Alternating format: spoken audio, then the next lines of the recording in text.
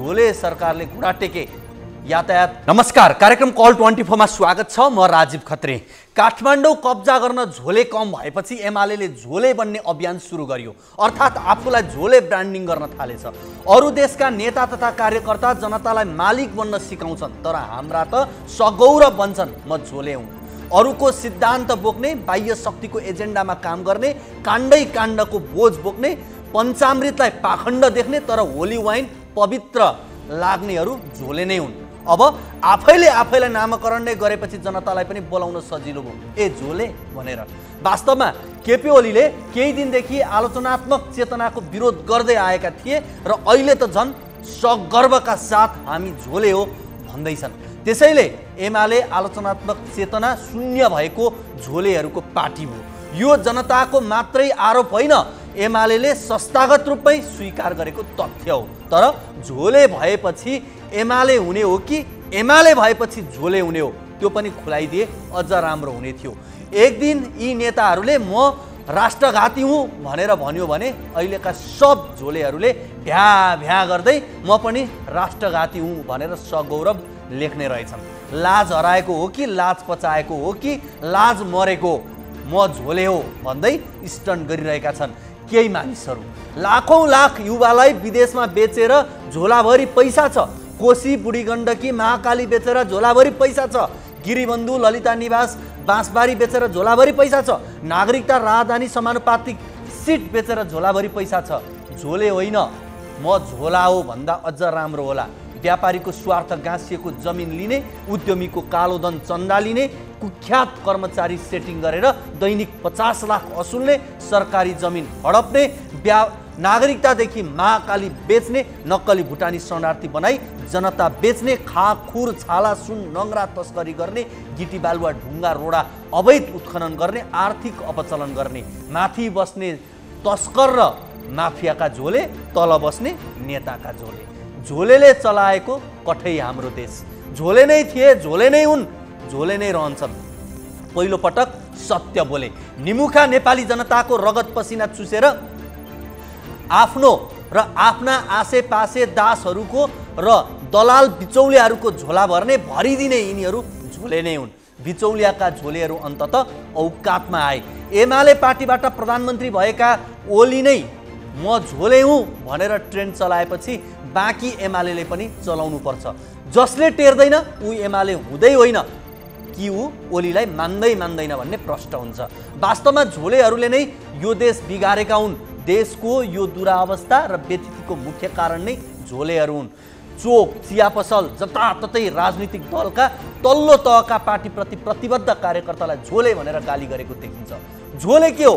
झोलेको अर्थ झोला बोक्नु मात्रै होइन, विवेक शून्य हुनु पनि हो।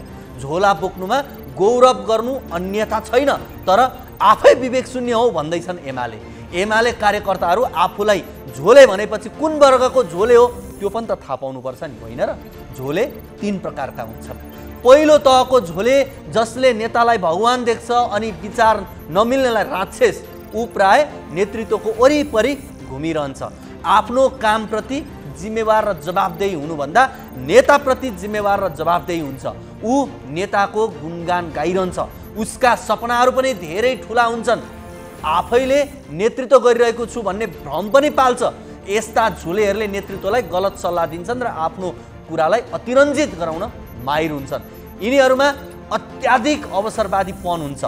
ठेक्का पट्टाहरूमा सहभागी हुने, उपभोक्ता समितिमा बसेर कमिसन माग्ने, कार्यालयमा हाजिर नहुने, गफ चुटेर बस्ने अनि योजनाका फाइलहरू सङ्कलन गर्ने, आफ्नो नेतृत्वप्रति वफादार भएर लाग्ने जस्ता आचरण पहिलो तहका झोलेहरूमा देखिन्छ।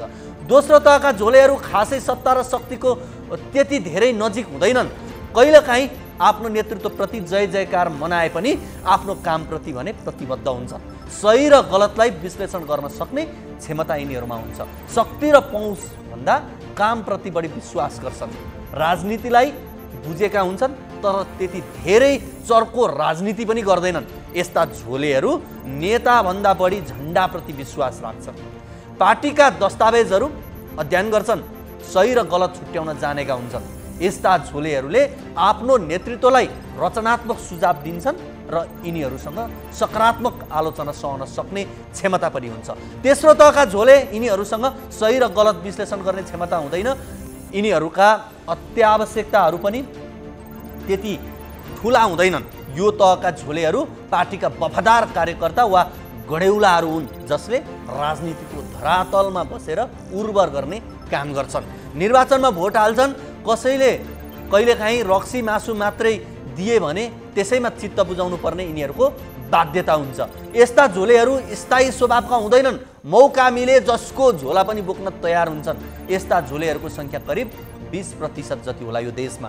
अब भन्नुहोस् तपाईँ कुन वर्गमा पर्नुभयो कमरेड? एमालेका कमरेडहरू यति बेला आफ्नो वास्तविक चरित्र र हैसियतमा ओर्लिएका छन् झोले। अब यो आरोप नभएर यथार्थ भयो। झोले अन्ततः हुन पुग्ने अरिङ्गालो, झोले अरिङ्गाल, अरू जे भए पनि सार्वभौम नागरिक यिनीहरू हुँदै होइनन्। आधुनिक दास युगको स्व घोषणा हो झोले। मनको कुरा खोलिदिए म झोले हो भनेर, मनको बाँध फुट्यो म झोले हो भनेर, अब धनको बाँध फुटोस् म भ्रष्टाचारी हो भनेर भनुन्, म नामुक भ्रष्टाचारी हो, तनको बाँध फुटोस् हामीले अफ्ताब आलमलाई सफाई दियौँ भनेर यथार्थ न लुक्छ न झुक्छ, सत्य डग्दैन। हेर्नुहोस् त, सोमबार दिनभर म झोले हो भन्दै थिएँ, नभन्दै मध्यरातमा यातायात माफियाहरूको झोले भएर प्रमाणित गरेछ। संविधानले भन्छ अत्यावश्यक क्षेत्रमा हडताल गर्न पाइँदैन।